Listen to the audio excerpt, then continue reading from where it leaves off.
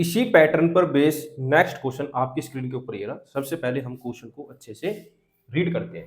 Prove that 5 minus 2 root 3 is an irrational number. It is given that root 3 is an irrational number. इसको दूसरे तरीके से ऐसे भी पूछा जा सकता है, so that 5 minus 2 root 3 is irrational. तो कैसे करेंगे देख लो। Let us assume to the contrary that 5 minus 2 root 3 is rational. Rational number वो नंबर होते हैं बेटा जिनको हम P अपॉन क्यू की फॉर्म में लिख सकते हैं, बस शर्त ये है क्यू 0 नहीं होना चाहिए। तो लिख लेते हैं 5 minus 2 root 3 is equal to A upon में B। A और B क्या है बेटा? कोप्राइम।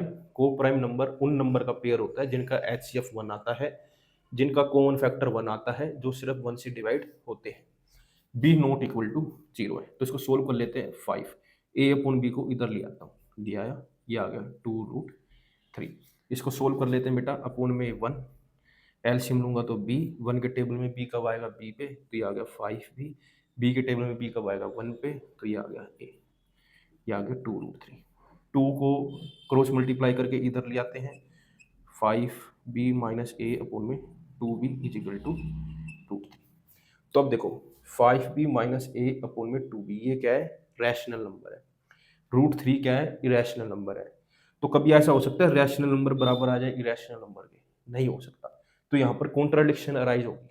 वो कॉन्ट्राडिक्शन क्यों अराइज हुई? क्योंकि जो हमने अज्यूम करा है वो गलत करा है।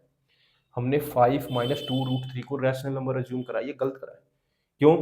क्योंकि 5 माइनस 2 रूट 3 क्या है? एक इरेशनल नंबर है, इसलिए यहाँ पर ये कॉन्ट्राडिक्शन अराइज हुई है। अब इन्हीं बातों को हम शब्दों के थ्रू लिखेंगे, वर्ड्स में लिखेंगे। Since A and B are integers, 5B minus A upon में 2B क्या है? रैशनल है। अगर मान लो ये रैशनल है तो बेटा ये भी रैशनल हुआ, क्योंकि बीच में क्या है? इक्वल टू का साइन है। लेकिन ये बात हमें अच्छे से पता है कि रूट 3 क्या है? इरेशनल है। रूट 3 क्या है? इरेशनल है।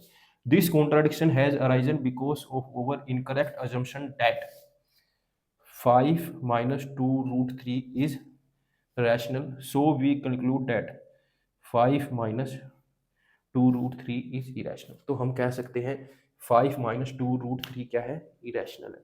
मुझे उम्मीद है मैंने ये क्वेश्चन कैसे सोल्व किया आपको जरूर समझ आया होगा। नहीं आया तो वीडियो को दोबारा देखना, आपको समझ आ जाएगा। Thank you for watching.